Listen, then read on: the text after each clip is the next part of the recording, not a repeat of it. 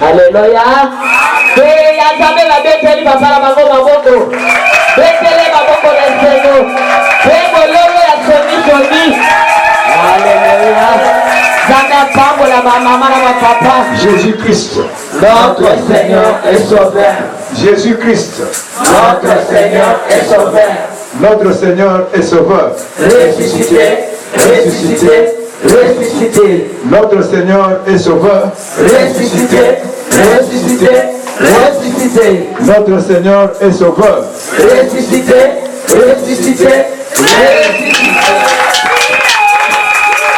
Merci Seigneur pour tout, toi seul est Dieu et nous t'en rendons gloire. Béni soit tout celui qui vient au nom du Seigneur, Jésus-Christ, notre Seigneur et Sauveur ressuscité. Amen.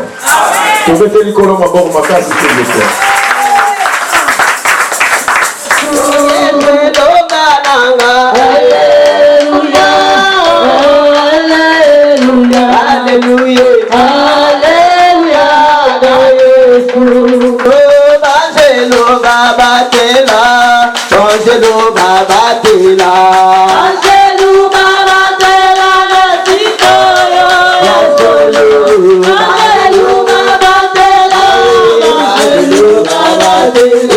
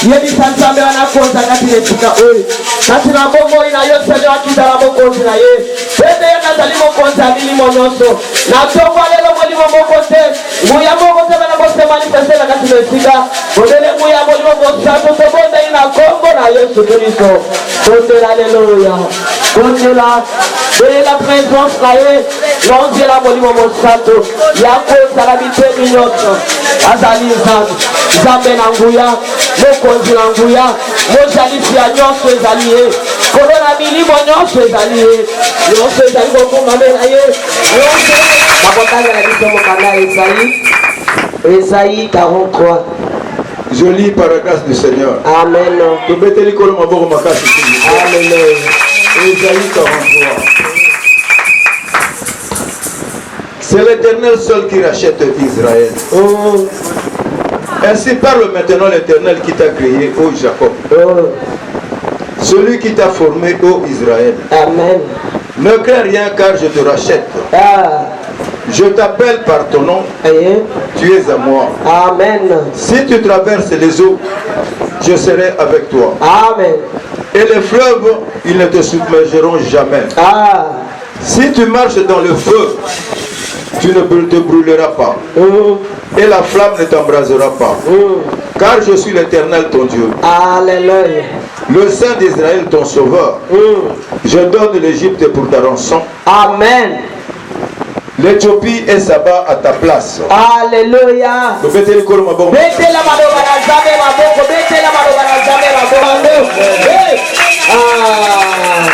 nayebi ke so bolandi malodo bapapa Amen. est-ce que bolandi yango malamu Amen. te papa kombangelango bayoka. Ésaïe 43. Oui. Ainsi parle maintenant l'Éternel qui t'a créé. Oyo azoloba sasa hivi ezali yawe nzambo akela yo. Oh Jacob. Oh yo héritier wazali kati na wesika. Celui qui t'a formé, ô Israël. Ye oyo atonga yo kombo na yo tanga yango. Nzambo oyo atonga yo oyo asala yo na maboko ya ye yo moniki ndenge ozali wana. Moto nyonso amitanga na kombo na ye. Ne fais rien. Kobanga te moniki nazoyebisa yo kobanga te. Car je te rachète. Asikoli ngai. Selo soki oyo ya kosikola betela nzambe maboko. Ngana ndimaka esika na yo. Je te rachète. Je t'appelle par ton nom. Abengi yo na kombo na yo. Yo mama moniki babengi yo na kombo na yo. Yo pe mama Kingandi mitangati. Papa Kingandi azate. Soki mitangi te etali yo. Tobeteli kolo maboko makasi. Alléluia. Tu es à moi. Oza yangai. Si tu traverses les eaux, Soki okatisi mai. je serai avec toi. Nakozala na yo. Nzambe kozala na ebala monene. Alléluia. Et les fleuves ne te submergeront jamais. Ekotikala koleka likolo na ngai te. Oyo atonga yo aza na yo. Oyo ayeba yo na kombo na ye asimbi yo.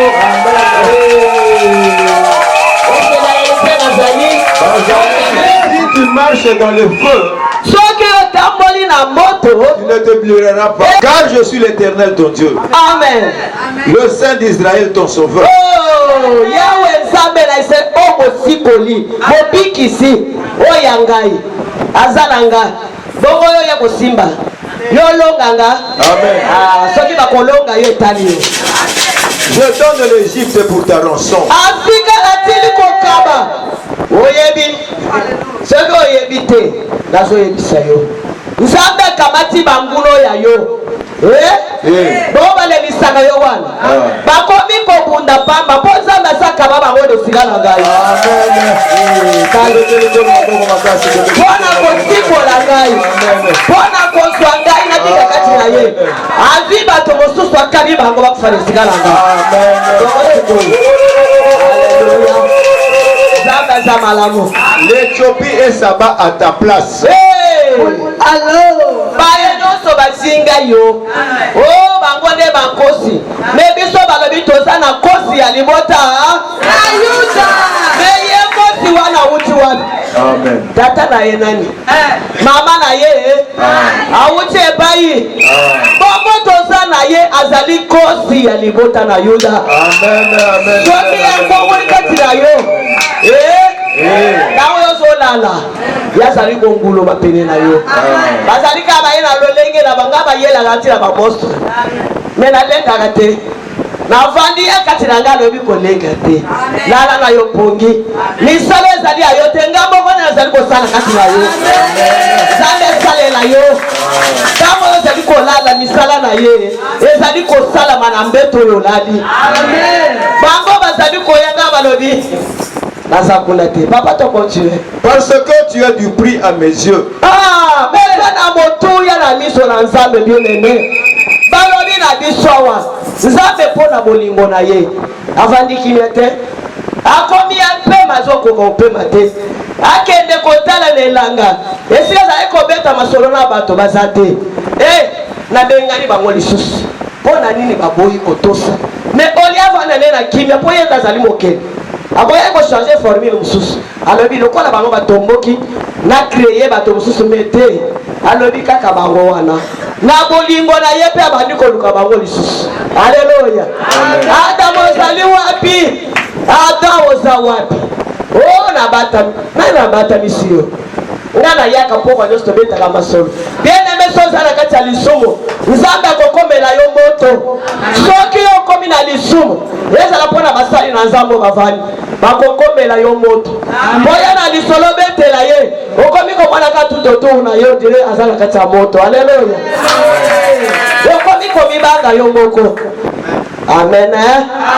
Nzambe la bolingo yewa na sikolio. Na kati ya lisumu aboyi yote.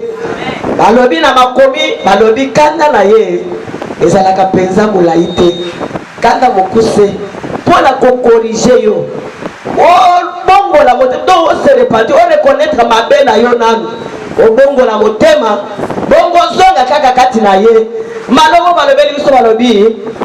Nzambe po azala ndenge azali nzambe esengeli biloko nyonso ebika kati na ye. Soki misapi oyo eza te seke bonzambe ekomi incomplet. Amen. Alléluia. Balobi biso nyonso toza bitendi ya nzoto ya nani? Soki oyo loboko eza te Kristo akosala mosala na loboko moko miso eza te akomona biso nyonso tozali kosala nzoto moko ya Kristo. Esengeli kaka ndenge bayebisi biso ete tobongola mitema tose repentir tozonga epai ya tata po ete lokumu na ye ezala ya seko na seko. Balobi kino mokili ekosuka diable wana Satan akozala lisusu mosinga te akozala lisusu demo te po ye mpe akobongola motema akozonga kaka na bosanto oyo awutaki. Nzambe apambola biso.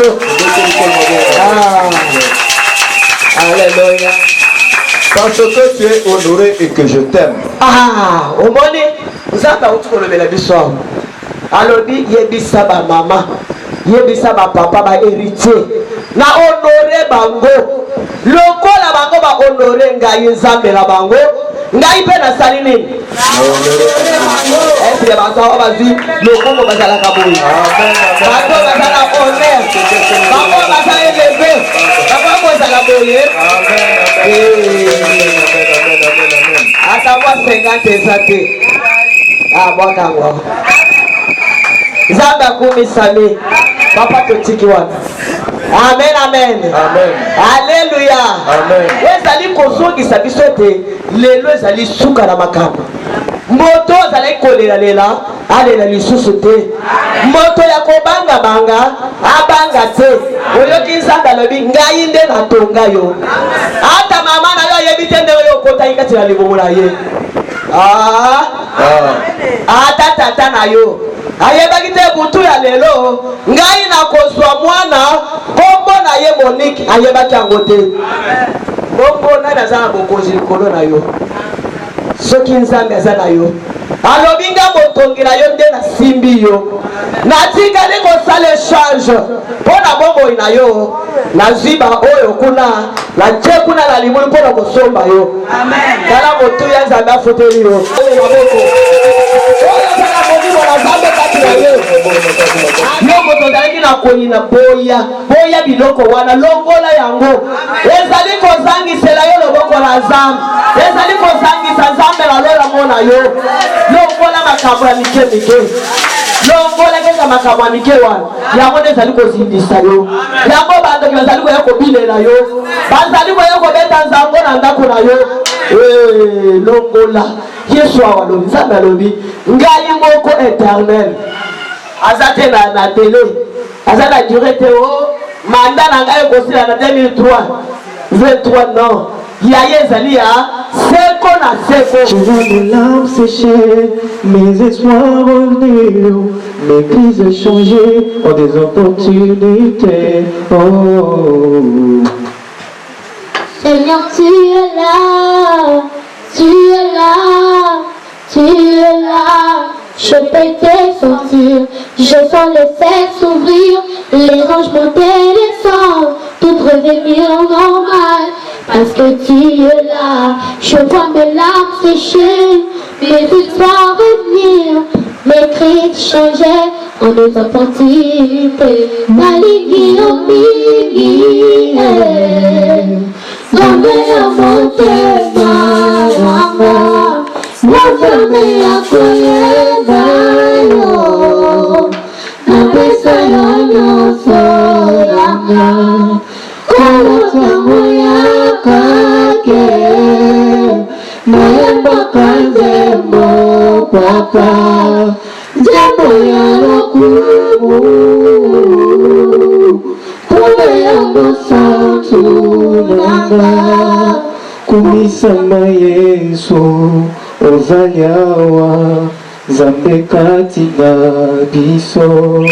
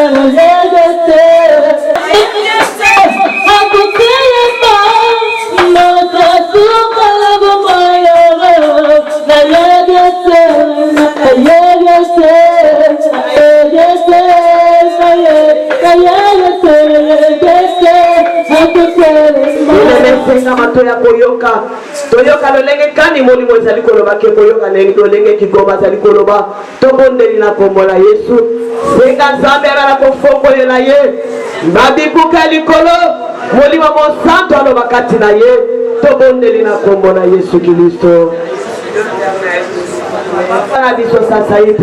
Saint-Esprit de Dieu, nous allons enseignant. Yakala ko enseigner milimo na biso sasa hivi ametotiki maomolo katika loboko na yo ya ko utiliser puissamment Seigneur atondisa manangu ya molimo na yo yalimwa molimo mosantu ndamoni sama na kombo na Yesu Kristo mosikwi amen. Doki na nanu maloba na nzado maboko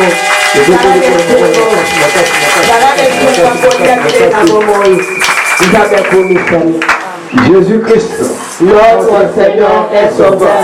Jésus-Christ, notre Seigneur est sauveur. Jésus-Christ, notre Seigneur est sauveur.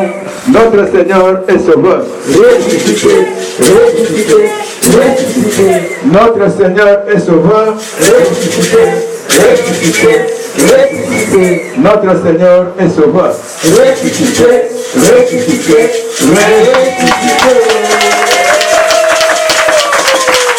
Par la grâce du Seigneur, l'Assemblée des dirigeants Jésus-Christ vous remercie le Dieu Tout-Puissant pour la réalisation de son plan. Amen. Lisanga ya basangoli toba héritier kati na Yesu Kristo baye na kokumisa kolo pe kozongisa matondo epai na Nzambe na nyonso auti kosala katikati na esika. Tout ce que nous sommes, c'est la volonté de Dieu par Christ qui habite. Amen. Na nyonso tozali oyo tokobika ezali mokano na Kristo kati na biso. Ainsi donc notre identité, c'est Dieu merci. Bomoto na biso ezali ya kotondaka Nzambe. Amen. Mes chers frères, aujourd'hui c'est la fin par rapport au temps horaire lelo ezali suka la ndisa na tango ya bomoto ya bato de notre séminaire. Oyo ya milulu tozalaki na ngwa malakisi intitulé de manière principale la repentance. Oyo ezalaki na mama likambo na tina kaka ya kobongola motema. Ainsi donc nous ne pouvons parler de la repentance tokoki te kolobela na tina ya repentance tokobongola motema sans parler de la désobéissance. Kozanga kolobela pe na tina kozanga botosi. Parce que la repentance c'est la clé de l'action de Dieu en termes d'amour. Kobongola motema ezali fongola ya mosala na Nzambe na oyo ezali kotalisa bolingo na ye. Parce que la repentance nous amène à une certaine interpellation de soi. Kobongola motema ezali komema biso na kososola oyo Nzambe alobi to ya pekisa biso na. Et souvent nous nous posons la question de savoir qui sommes-nous. Tozali komituna mituna ya kososola pe komiyeba tozali banani par rapport à nous-mêmes, landisa ngai ndenge nazali par rapport à son voisin nondisa oyo azali pene na yo et par rapport à Dieu Tout-Puissant. Oh, pe landisa nzambe na nguya. Mais cependant, par rapport à l'intelligence de l'homme, Bongo landisa mayele bomoto. nous nous trouvons quelquefois limités. Tozali komi kute te tozangi makoki tozala. Parce que la source, c'est un domaine de foi. Amen. Pwete mokele na biso ezali makambo ya molimo. Mais ce que nous vivons, c'est un domaine de la démonstration de ce que l'on voit. Oyo tokobika na mokili ezali ya kotantelo tozali komona. Donc déjà, nous sommes divergents par rapport à notre nature ainsi qu'à notre langage. Mokili ezali ya kofongwama lolenge ezali landisa oyo ezali kotala elobeli na biso tona mai tozali komona. C'est-à-dire que par rapport à nous étant créatures, landisa biso lokola bikelamo nous sommes la terre. tozali mabele. Mais par rapport à notre origine, landisa mokele esika towuti nous sommes des esprits. tozali milimo. Ainsi donc, dans cette assemblée ce jour, bongo na lisanga lolenge tosangani nous ne lelo pouvons nous passer du domaine de la spiritualité tozali kolenga sasa hivi na etendi ya molimo parce que Dieu est esprit. po ete nzambe na biso azali molimo. Mettez l'école, mon bon matin. Amen. Mes chers frères, nous commençons par le commencement. bandeko tozali kobandana oyo ezali kotala ebandeli Parce que Dieu est parole. po ete nzambe azali wana Et en lui, il a la parole. kati na ye aza na liloba. Cependant, nous voudrons dire ceci. nde bongo toni koloba boye Dieu, en tant que parole, il est dans sa souveraineté. ye kolokola liloba avandi na bosono ya ye Il vit au-delà de tout temps. akobika likolo na ntango Il vit au-delà de tout espace. azali kobika likolo ya bisika Il vit dans les deux dimensions. akobika na bitene yesu ya Dans le mibale temps et dans l'espace. ezala na ntango to na esika Parce que le temps et l'espace ne peuvent jamais se séparer nyonso mibale ekoki kokamwana te par rapport au langage de l'homme. landisa elobeli ya bomoto Parce que où que nous soyons, lolenge tozali awa nous y sommes par rapport à un temps, tozali awa landisa ntango par rapport à un espace. mpe toza na bisika tovandi Nous donnons toujours l'exemple de cette assemblée. toloba kaka ndenge tovandi na En ce lisanga moment précis, nous sommes quelque part na ngongo oyo tozali kati na eyanga lelo dans une assemblée appelée les églises. lolenge tolobi Et nous y sommes par rapport à un temps. tozali awa mpe landisa mwa ntango C'est-à-dire que lorsque Dieu n'a